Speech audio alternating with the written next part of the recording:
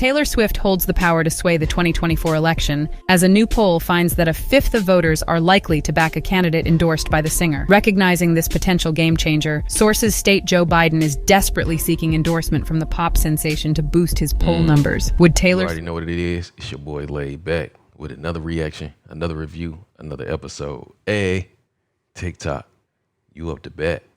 Bah. It's your boy Laid Back. Welcome back to my channel. Hey, two things we gotta do. You gotta hit that subscribe button. I'm drinking this water. You already know what it is, man. Elevate more in 2024. Elevate more in 2024. Hey, don't forget, I'm running a promo code right now. 15% off you use the code Elevate, man. But look, we back with another TikTok joint. You make it to the end of this one, you a real one for real. This is about America. A lot of stuff. A lot of these is about the perspective of America, what's going on in America today, and also the election, or lack thereof.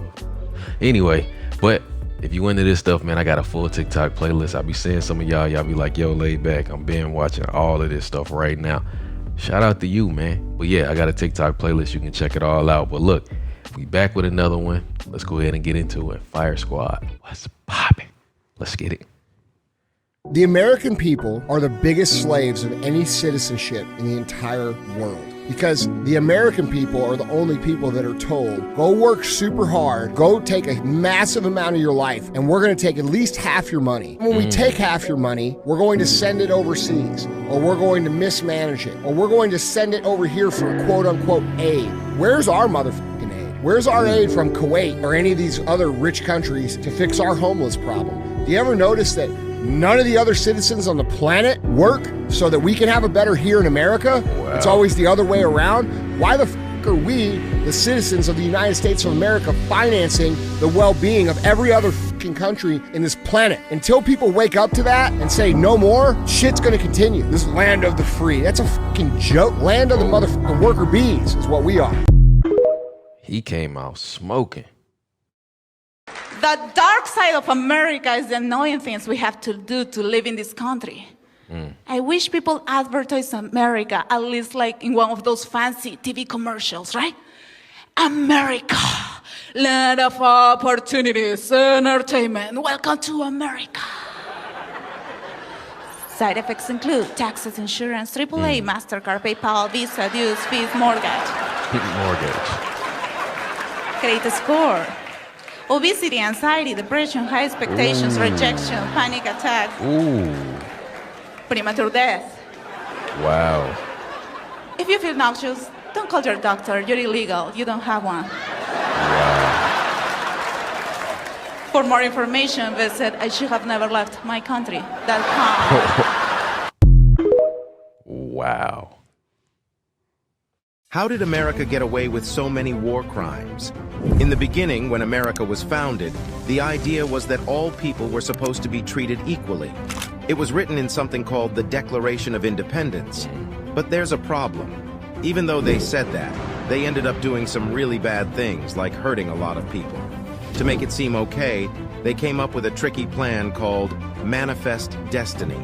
It was like a set of instructions that tried to convince people that God wanted them to do it. And guess what? Some people actually believed it.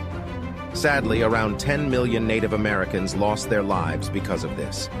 Instead of taking responsibility, they said, do your own research. I forgot to say that. Do your own research. Sorry, but we had to do it.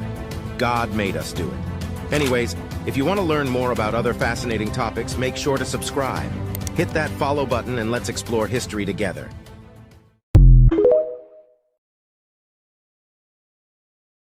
For those of you that don't understand how truly awful the US has become, I'm going to put it into perspective for you. I saw my aunt yesterday and she told me a story that absolutely blew my mind. And it's really hard to tell me a story about the evil that America is right now that surprises me. But this surprised me. It's on another level. Okay. So my aunt is a realtor, and she had a client in the past that she sold a second farm to. He is a farmer, and he raises cattle, making an honest living, and so his original farm wasn't big enough for all of his cattle, so he had to get a second farm. And then his wife got pregnant, and then a medical emergency happened.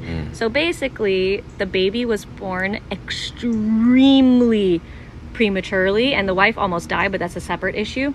And so I want you to guess. I want you to formulate a number in your head about how much you think it cost for that baby to be in the hospital for 4 months because it was a premature baby.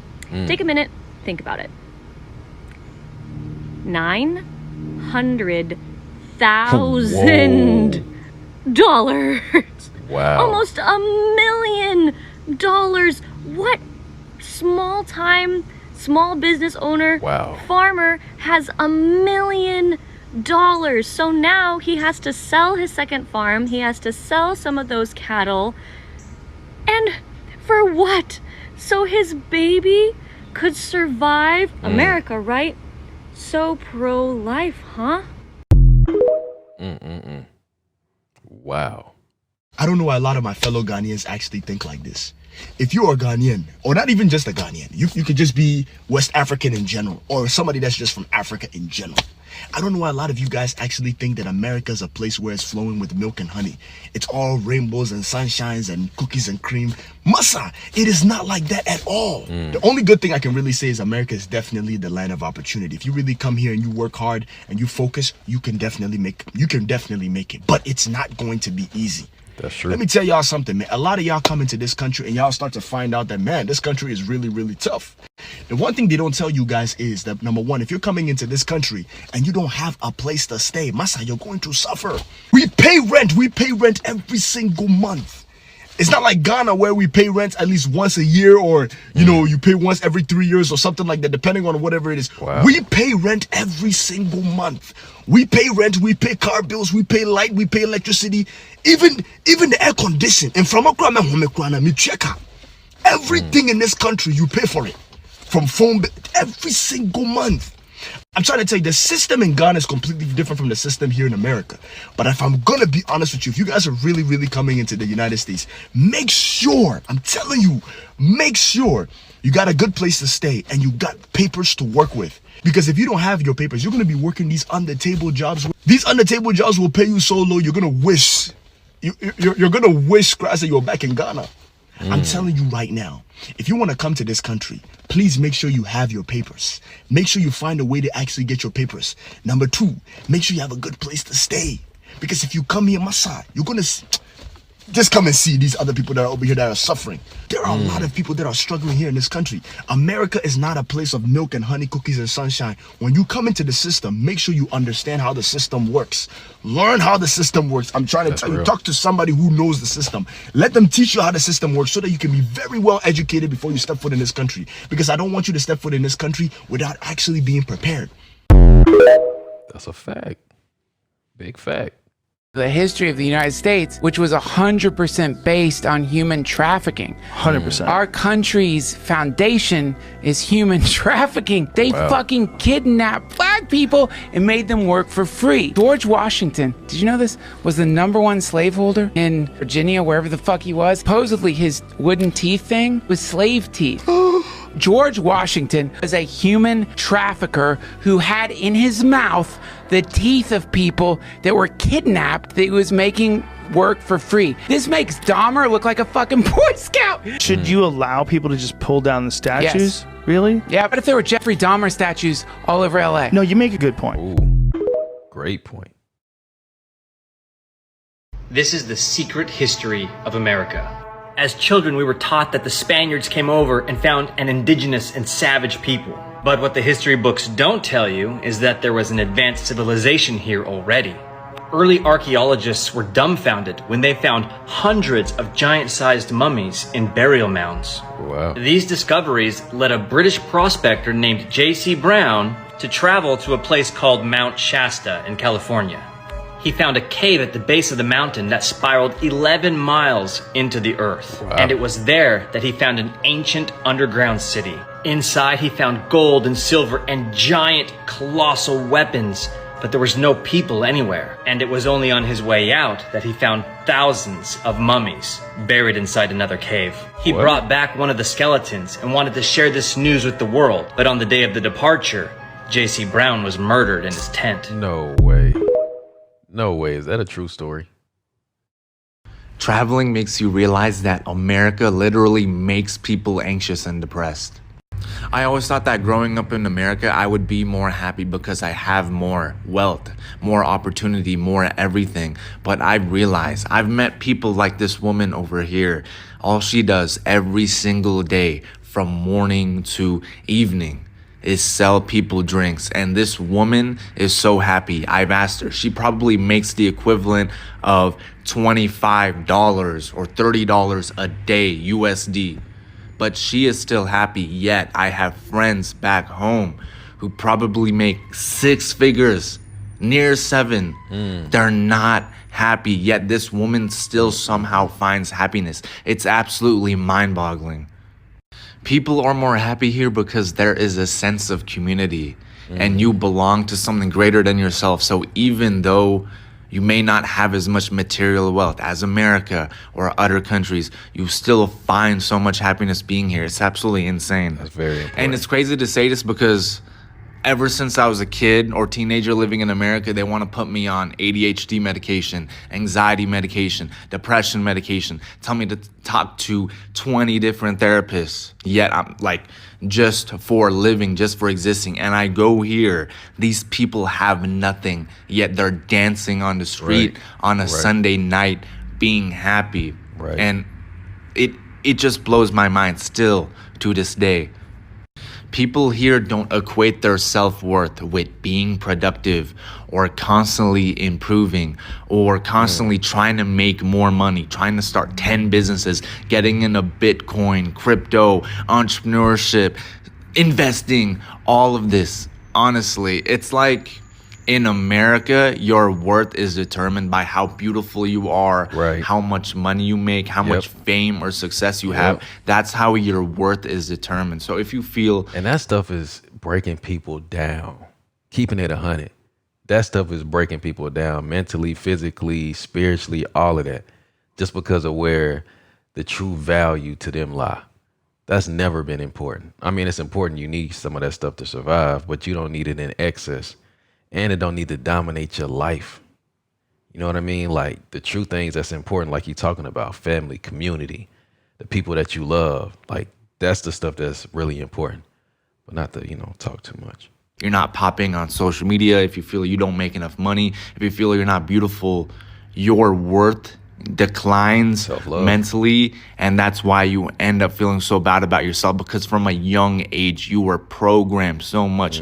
But here, you don't live to work. Your worth isn't measured by productivity or success. It's you just work to live. Your job is simply to support yourself. It's not some crazy thing. And you find purpose in other things like family, talking to people, hanging out with people, just having fun. Literally being a human being alive is the goal. Absolutely. So I don't know, like in America, people complicate things way too much. There's like 5 steps to life. It's not like that. You just live. I like that. This is the most dangerous street in America. Located on the south side of Chicago lies the block of South King Drive, known as O Block. This block is famous for being the birthplace of Michelle Obama and gang-affiliated rappers such as Lil Durk, King Von, and Chief Keef. From 2011 to 2014, there were more shootings and deaths on O Block than anywhere else in the United States. But how exactly did this place become so violent and dangerous? Well, the violence stems mainly from gang rivalries. The Black Disciples gang controls both sides of King Drive and Parkway Gardens, while the rival gang known as the Gangster Disciples controls the neighborhood to the east. These two groups used to be united under the Black Gangster Disciple Nation, or otherwise known as BGDN. But in 1989, poor leadership ended up causing the group to split into 2 rival gangs that exist today in the O Block neighborhood. Chief Keef and King Von were both part of the Black Disciples, which controls the highly desired section of O Block known as Parkway Gardens. Dang, they giving the tea, ain't they?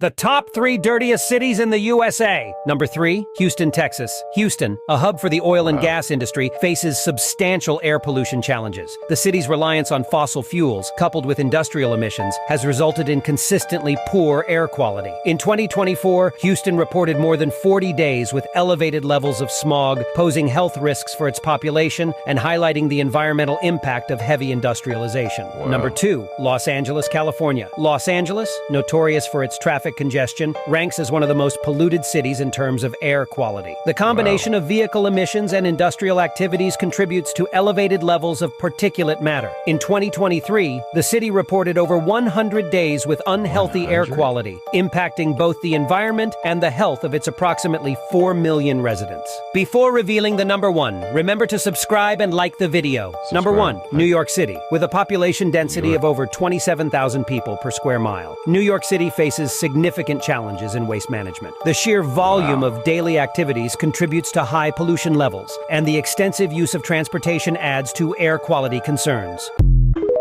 How many days of smog they had in the comments? States are calling for transgenocide. We are in stage 7 of genocide. Stage 7? Ooh, hold on, wait. I had to go to Google and do some digging to find out that there are even stages of genocide. Okay, yes, people, stages. In fact, there are 10. And she said we're in the 7th one? We already did this one, right? Stage 1, classification. And if anyone should know better, it's people of color about classification. This is why I was not finna jump on that transphobia woo train, because stage 1 is classification. Anytime you can't be cool with someone being themselves, you consider them, and you, us, it's a problem. Excluding people who are perceived to be different. We know about that. Stage 2, symbolization. Pause and read. Does that sound familiar? Now let's get to stage 3. Ooh, the big one. Not really, because it gets worse. Uh-oh. Start saying who can do what, huh? Who can marry who, huh? Stage 4, those perceived as different, are treated with no form of human rights or personal dignity. Organization. And what political party or organization could be targeting trans or black folks? Usually targets everyone. And definitely not saying that the other one's better, just an FYI. And I just wanted to point out, because we're only at stage 5, that every step, every stage has been an opportunity for the people to say something or stop it. So we've let it get past this point.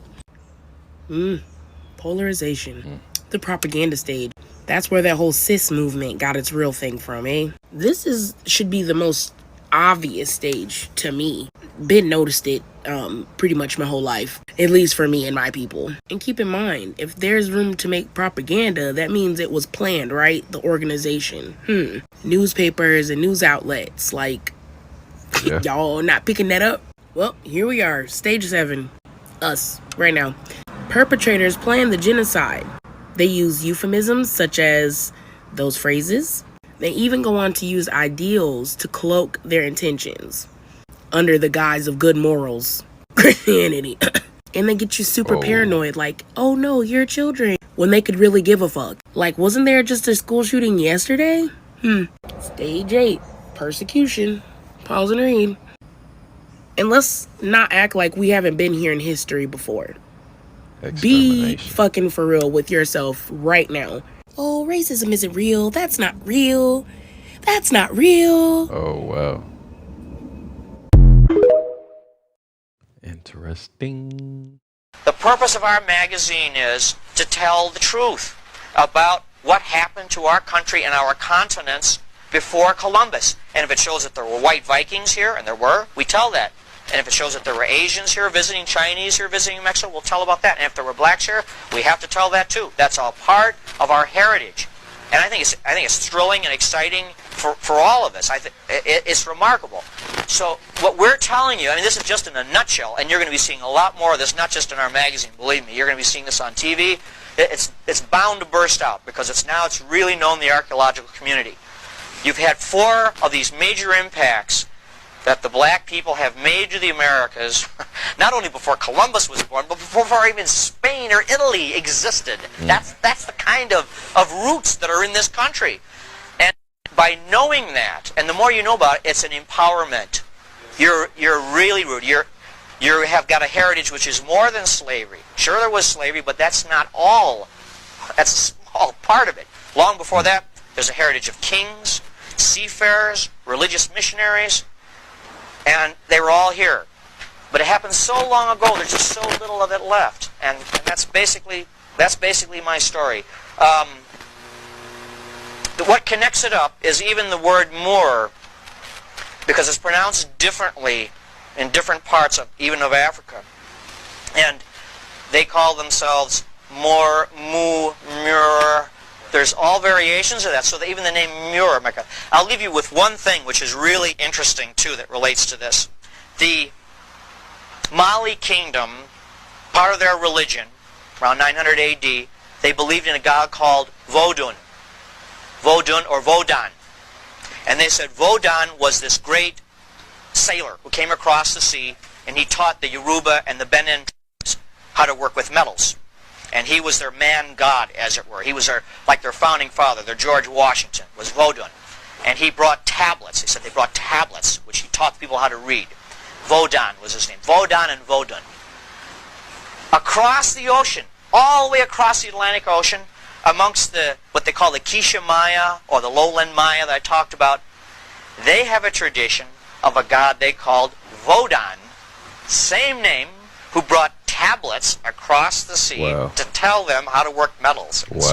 So here we're dealing with the same tradition. This is something which is not made up or interpretive. It's the actual fact. It's the truth. So the more of these you have, like I say, the greater the sense of empowerment. So I'm going to stop here because I think these photographs are better than anything I can say. And if you have any questions, feel free to interrupt the action here. Yeah, we're going to have to turn the slide off, I guess. Man, I wanted to see what those pictures look like. Let me know about him. It's crazy how we all know this, but we continue repeating the same cycle. Let me roll this clip. I wonder why so many young people don't trust the system. It's because this is America 2.0. Brainwash kids for 8 hours a day until they're 18. Tell them they have to go to college and go $100K in debt or they'll never succeed. Make student loan debt unforgivable, more expensive yearly, and yet their parents' tax dollars go to those same schools. Make it illegal to have unpaid internships where you actually learn rather than just theorize. Pressure the top performers to go into 2 of the most uncreative jobs out there, Wall Street and consulting, or idealize startups that will require sleeping on floors, racking up massive debt from VCs so 1 out of 10 of them can end up on the cover of Fortune. Then get mad at them for not working hard enough and quiet quitting when they can't afford houses, they hate their jobs, and their loans keep stacking. If that doesn't keep their heads down, then send them to war in a foreign land. We have to fix America 2.0. That's why kids don't want to keep playing this game. Respect, for sure. We aren't free. I hate it here. Well, then why don't you leave? Why don't you go to the Middle East? Oh my goodness. Okay, when I was in Korea for like 4 months studying abroad, at first I was really like, oh, America sucks, because at that time I really hated Trump and I thought that he was tearing America apart. I thought he was going to get us into a war with North Korea, when in fact he actually made peace with them, which was very surprising. But yeah, anyway, I started off hating the United States when I went to South Korea, and then during the middle of it, I found myself chanting USA. I started getting homesick and missing America, missing everything about it. I really feel like it's people who have never been outside of this country who really hate it. And you know what? I wish that they would get out of this country. As a native English speaker, this location in America is perfect for me. The opportunities here are endless. Yes, we have racism. Yes, we have problems. But name me one country that doesn't have racism and name me one country that doesn't have problems. Oh, I'll wait. America is not what it once was. I've got some bad news for people who don't travel internationally. The world hates us, okay? We're not the big dogs. We don't have the clout that we once had. We aren't even like statistically on top of anything, education or anything anymore. And I've traveled a lot internationally. Over COVID, obviously, I stopped. And there's always been an underlying tone that America is dangerous. But, you know, we run Hollywood, so a lot of the media that is consumed by people in other countries is still American. However, I'm on my first international trip since COVID, and it has gotten worse. I have heard from every nationality that America is dangerous, but I arrived in Indonesia, which is a country that, you know, a lot of people aim to get out of and go to America. And the first thing that my taxi driver says to me is that he's afraid of America because of all the poppy seeds that we're taking and all the jazz powder that people are using. And he's convinced that people are walking around the US like zombies. Wow. Because that's what's on the internet. That's what these people are seeing. And I think it's a really big lesson if you are sheltered and are not leaving the US. We don't got it. Like, we don't got it anymore. People don't want to live in America. People aren't eager to live in America. When I was in Europe, a lot of the kids said their parents wouldn't let them go to America because they were afraid they were going to get popped by the police. Wow. Like, those are the fears. The only fear that Americans have when their children travel overseas is that they're going to be, like, in the movie Taken, which is a very small possibility. And they just use that as a fear. I don't even, like, that's not really even a founded fear. People aren't taking Americans when we go, because you know how big of a hell case they would raise if some little white girl went missing? That's not what's happening.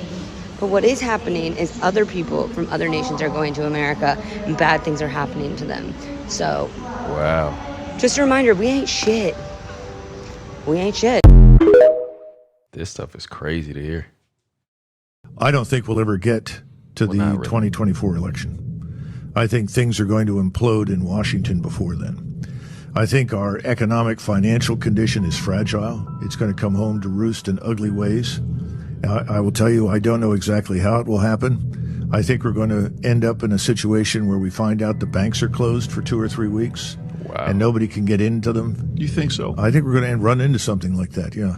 I also think that the levels of violence and criminality in our cities is so high that it's going to spill over into other places in society. People that normally think they can live remote from the problem are now beginning to be touched by the problem.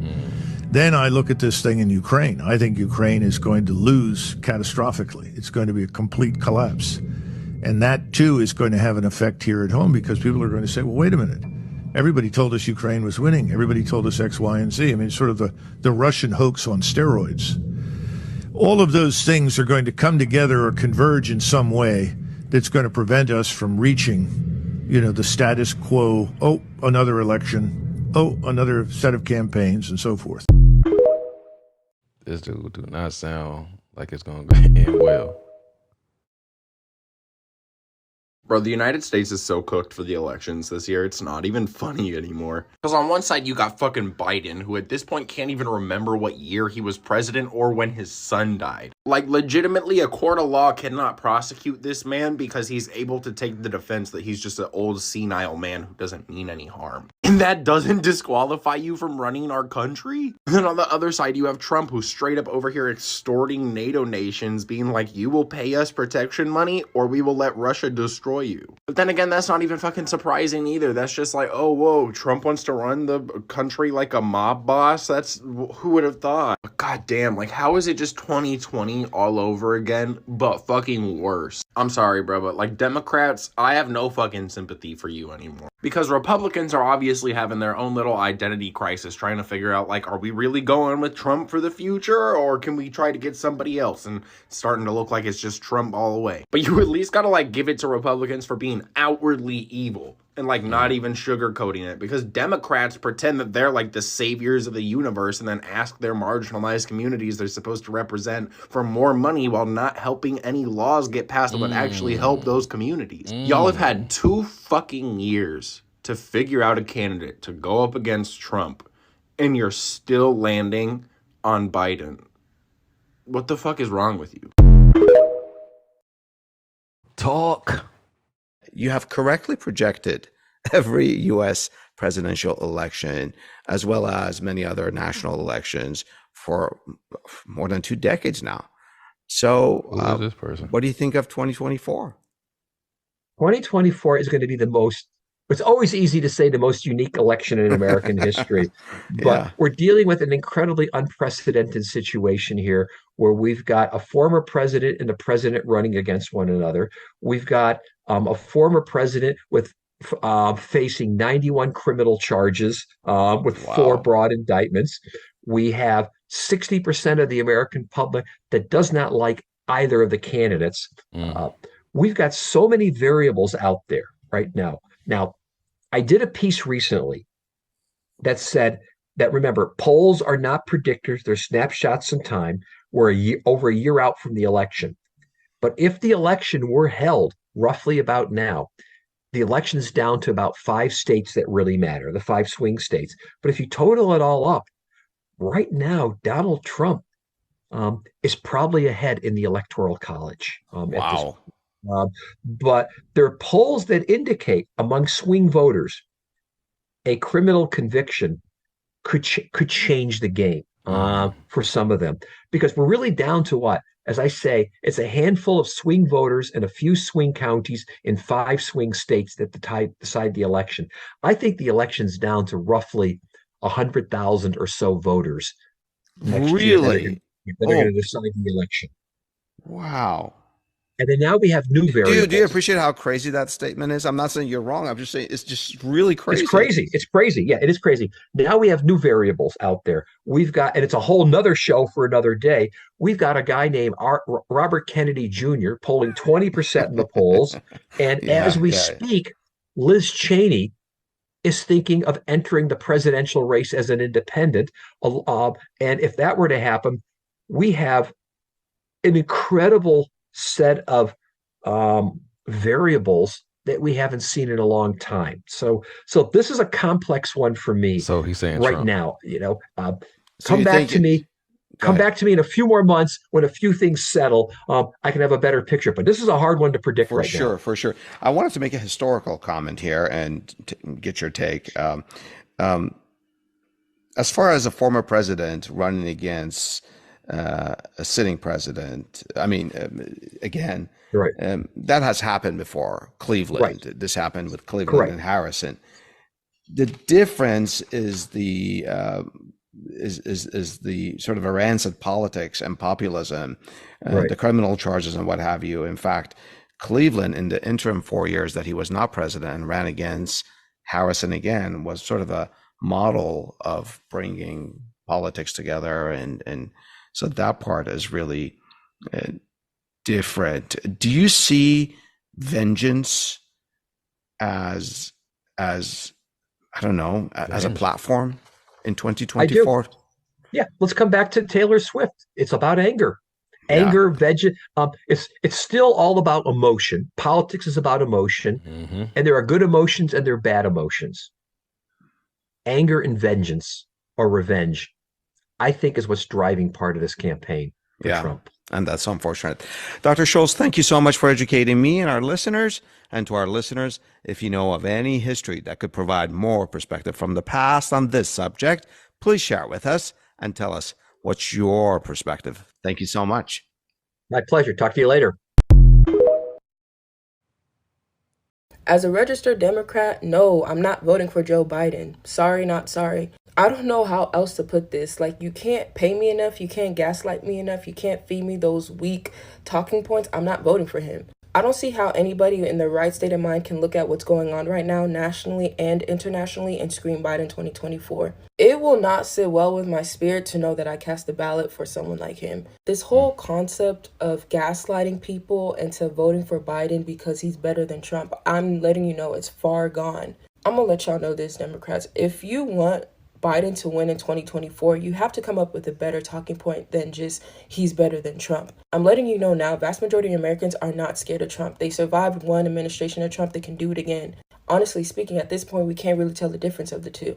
And I'm not saying this to be shady. Anybody who knows me knows I'm as unbiased as it honestly gets when it comes to political commentary. I don't know if I'm more perplexed with the fact that Democrats think that he's actually going to win in 2024, or the fact that Democrats actually believe that he deserves another term. Right. You're probably thinking, oh, Uduak, he's not that bad. Y'all are boosting. He's done A, B, and C. He's fixed this, that, and the third. Oh, you must not know about the genocide that's happening in Congo that's being funded by the U.S. And I know you know about the war that's going on in...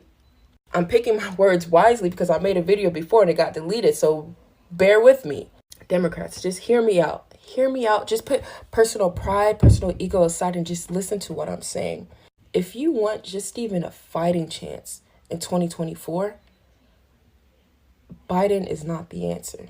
And Gavin Newsom isn't the answer either. I understand he's on his little media tour, says he's not running or whatever. He's prepping himself for 2028. Whatever the case may be, he's not the answer either. I'm telling you right now, if or when, whatever the case may be when it comes to Trump and his cases or whatever that is, if Trump is on that ballot in 2024 and nothing holds him back from holding that seat, he is going to beat Biden. Period. A lot of people disagree. I'm just letting you know, if you think Georgia is going to show up for Biden the way they did in 2020, you're sleeping under a rock. I don't know how else to put it. And the Democrats out there that's trying to turn a blind eye and pretend that he's doing such a great job, an A+ job, you're doing a disservice. Don't get me wrong, Biden has done some solid things, but he has not done enough for another term in today's climate. People got to realize we survived a term of Trump already. So this whole talking point that, oh, if Trump becomes president again, our democracy is at risk. Y'all said that last time and we survived it. Now what? It's like you have to bring substance. At some point, you got to bring substance and not fear to the American people. Some people call it divisive. I don't even see it as me being divisive because my identity isn't in my party affiliation. Like, I have a personality outside of this stuff. I'm not about to just defend somebody just because we're registered under the same party affiliation. Like, no, sorry. Like, when we die and we stand before God, there's not going to be two lines of Republicans and Democrats. Like, no one's cutting the line to the gates of heaven because you are president here on earth. Like, none of this stuff, like, matters in real life.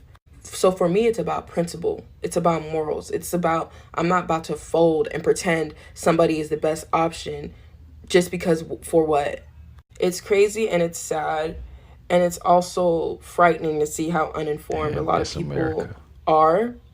It's America. I already checked it in my head. What's about to happen is already inevitable, to be honest, because we're already in too deep. So whether Biden's in the seat or Trump's in the seat next year, what's about to happen is inevitable. Just the fact that people don't fully grasp the notion that we're chess pieces. Like, we are chess pieces, y'all. And I need that to click. So before you go above and beyond and bend backwards to these politicians who don't even know you exist, I need you to do research. I need you to read. Because it's only a matter of time. And I'm not trying to scare nobody. I'm just letting you know. And don't even get me started with when I saw the list of Democrats who started investing in what's considered like the war stocks. I want y'all to go search that up. Because the Republican list that I saw, I wasn't surprised. But when I saw the list of Democrats, the amount of people who are making money off of, yeah. That's why I tell people, don't put your identity in this party stuff. Like, they're literally on, oh my gosh, I can talk about this all day. Anyways, yeah, long story short, no, I'm not voting for Biden. If you feel like this is being divisive, I don't know what to tell you. Snap, crackle, pop, kaboom. Like, at this point, like, yeah. She had to vent. So Donald Trump said this at a rally the other day. I'll give you an example. Cameras, why don't you just turn around, show the extent of this crowd to every corner, from corner to corner. Show it. But they won't do it. And one sole cameraman actually did it and turned around and showed the crowd. Take a look.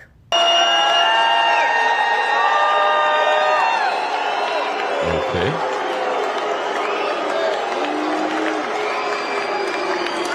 Okay, I'm going to add some quick context if you've never been to a political rally or any kind of rally before.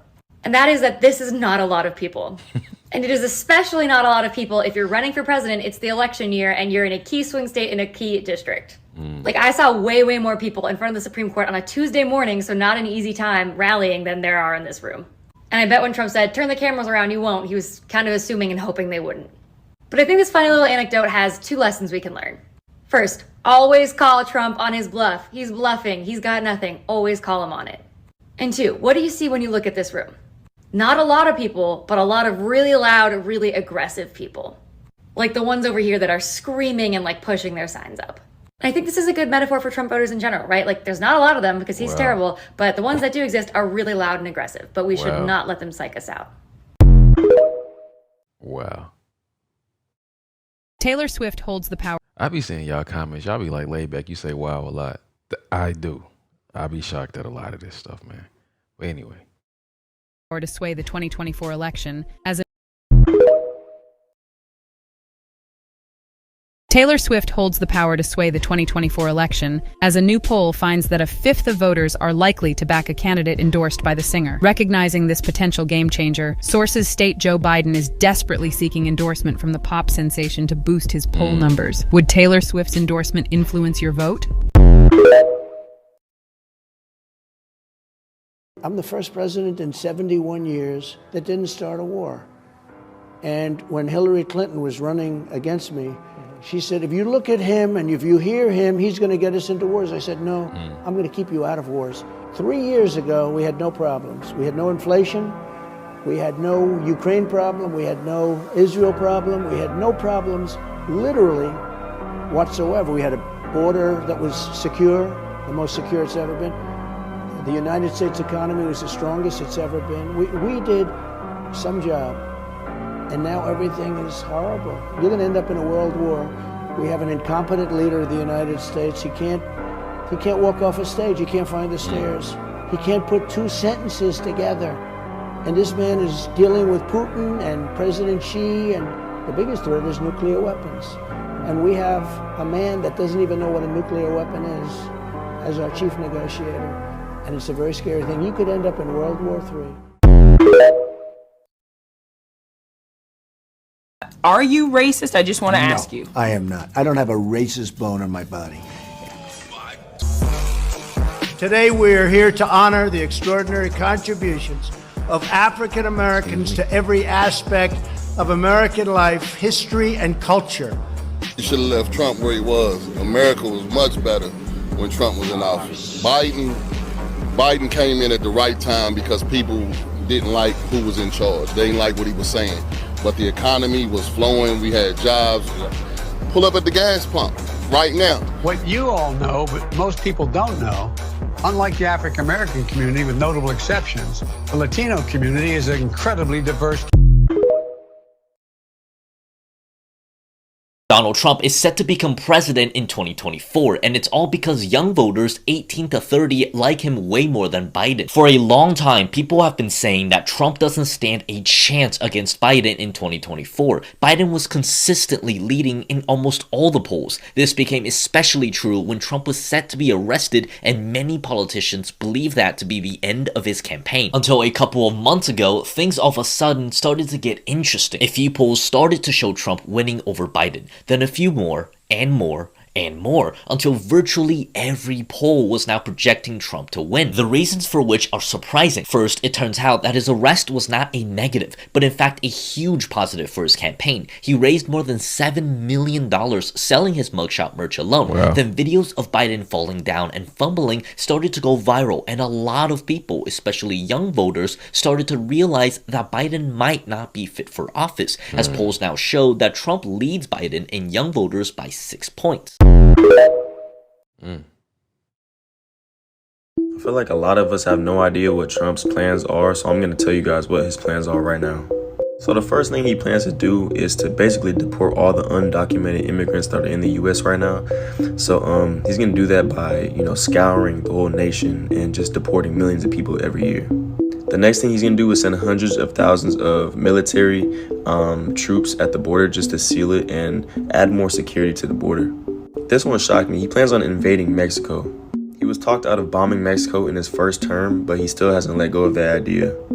You guys aren't going to like this one, but he still plans to ban abortion. I'm not exactly sure if this is set in stone, but he has said it. And yeah, there's a news article online if you guys want to look that up. And when it comes to genders, we all know the importance of it when it comes to Trump. And his plan is to basically make a federal law stating that there are only 2 genders. So yeah, it's not looking good for that side of things, But this is just a list of things that he plans to do. No, Biden's not done a bad job. Why do you think he has? What's so awful? So when Trump was becoming 2016, when he was going to be president, everybody said World War III is going to get started. Do you trust him with the nuclear button? What if he starts this? What if he starts that? Everybody's like, oh my God, end of the world, war is coming. Everybody was worried about it. This guy's going to be a dictator. That's all mainstream media ever talked about. Yeah. Then he's president, 2.5 years. Nothing. COVID then happens. Of course, things change. It was a surprise to everybody. 0 wars, 0 issues. ISIS disappears. Temperature for war is down. Economy's doing well. Everybody's happy. COVID happens. Rather than choosing to, put the onus and the responsibility on China, what do? We put it on Trump. All right, that was conspiracy theory TikToks. Like I said, there was a lot of stuff about America in there. The 2024 election. What's the policies and procedures, how people feeling, what the streets is saying, what the young people saying, and how people view America, So it was definitely diverse in many ways, eye-opening in some degrees, but if you made it to this point, you were a real one for real. And what are some of your thoughts about some of the content? Some of the context, some of the things that they were speaking on, how America is viewed, how immigrants are viewed over here, some of Donald Trump policies and procedures. Interesting year to say the least. But hey, till next time, self-love and positivity. Fire Squad, I got you when you know it.